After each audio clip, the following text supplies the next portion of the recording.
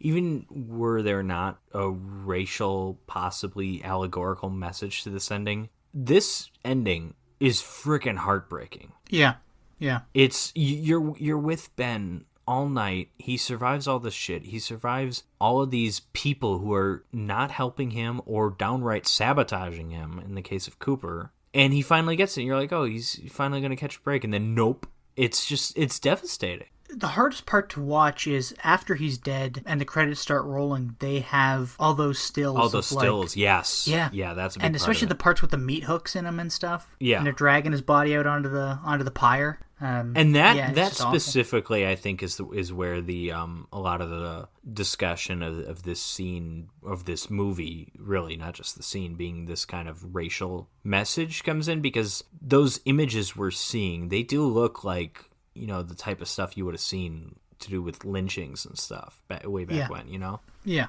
I mean, it's disturbing, again, no matter what race anybody in them is, but it's like, with this, it's like, oh, this feels very real, and this would have felt very, very real in 1968, and it feels real enough now, Mm-hmm. The other issue there is, throughout the whole movie, that whole race card wasn't even brought up, the whole... Right, that Cooper never said anything. Yeah, Cooper never said anything, and it was never about Ben being black and Cooper being white. It was just about a shitty person. No. You say, but again, this is just subtext though, because you're right. Maybe you're Cooper, right. The reason Cooper's being, he wants to stay in the cellar, but like Tom starts being like, hey, maybe upstairs is the way to go, but like Cooper is just so friggin' stubborn. Like, is there this not wanting to take orders from this black dude? Is that part of it? Maybe it could be. I don't think it has to be vocalized necessarily. Like, you can still read that into this movie. Yeah, I agree. I just, it's not even that I find a hard time. I don't. I can see what everybody else is seeing when they bring in this racial aspect to it. And it's kind of hard to pass over, especially because you do have this lead actor who happens to be black. And again, Romero could have actually cast him that way for that purpose. But then you also have kind of throwaway lines where Cooper goes down to talk to his wife after Tom stays upstairs and stuff. And Cooper's wife goes, oh, look at you, all upset that you're not the king of your castle. You just can't handle being second in command or something like that. You could bring it back to the race thing. Listen, we've had centuries of people doing that very thing with Othello for the exact same scenario. This one guy taking orders from Othello, Yeah. So if it's fair for Othello, it's fair here. Exactly. Yeah. No, I'm not saying that the discussion shouldn't exist. It's just that I don't know. I don't even know what I'm saying now. I don't know. It's just interesting. The whole discussion around it is interesting. And the most effective way to tell an allegorical message, at least to me anyways, is to have it not hit you over the head. And it shows a subtlety or a skill in the filmmaking that, maybe it's by happenstance, but like something worked about this movie. Maybe by accident. A lot of cheap-ass independent horror movies that are as significant as Night of the Living Dead or like Halloween or something, a lot of the stuff that ends up working about them is probably, there's a lot of luck or a lot of happy accidents kind of thing. Blair Witch Project, probably maybe the best example other than this movie, or like Saw. Mm-hmm. I don't know. Again, going back to every zombie story is the same story. This seems to be just the best possible version of that story. If race is a part of the story or not, I think this movie just has a way of... I really do feel like this movie understands human psychology better than any movie. You've seen other movies about, like, humanity sucks or is doomed or something. Mm-hmm.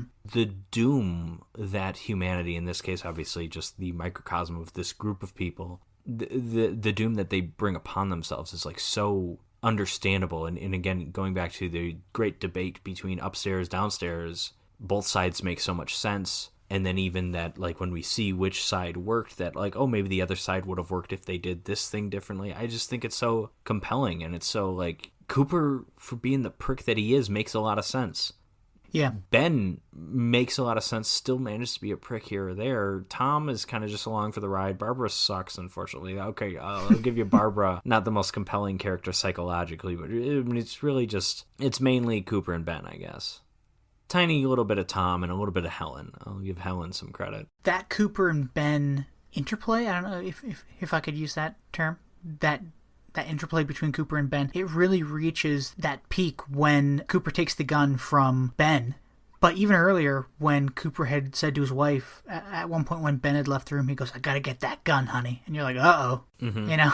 And you honestly can't help but feel that racial tension. And going back to what we were saying... And when he locks him out, too. And yeah, exactly, yeah. When he locks him out, and you're like, is he doing it because he's a black guy, or is he doing it because he just wants to be in charge? You know, either way, he's a dick, but... Or is he doing... No. I mean, there's still a chance that, like... No, I mean, there's three options. There's a black dude, or just wants to be in charge, or there's also, you know, if I let him in, there's no way we hold this place down. Like, there's zombies are coming. Like, there is still the defending your family kind of thing, too. I also thought it was interesting how, what's his name, Dwayne Jones? Yeah. How he's, I think, the only black person in the movie. Like, there's no black zombies, I don't think. No, I guess you're right. Yeah, I wasn't thinking about that. Whether or not the whole race thing was intentional, I think at least some of it had to have been intentional. Like, there's no way it wasn't, especially in '68, right? Yeah, that's the thing. I think they're, personally, where I fall on this, I don't think Romero's telling the truth when he says, like, no, I didn't try to want to tell it. Because the storytelling itself is... The story, the plot, the script is open to allegory that, to me, it doesn't seem like it's coincidental that a black man is the lead character here.